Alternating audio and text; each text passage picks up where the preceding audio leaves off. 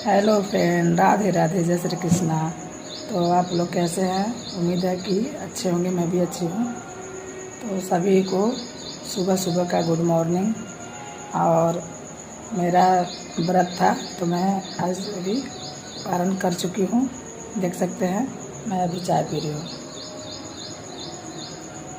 और सबका जितने व्रत किए थे लोग, सबका पारण हो गया। तो कमेंट में बताइए आप लोग। मेरा तो हो चुका है और मैं चाय पी रही हूँ। तो मैं सोची कि चाय पीते पीते आप लोग से बातें कर लो। सभी को इसी तरह मैं रोज़ वीडियो बनाया करूँगी आप लोग के लिए।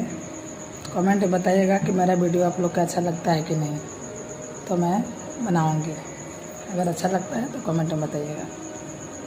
ठीक है, फिर मिलते हैं नेक्स्ट वीडियो में। Bye bye. ओके, धन्यवाद।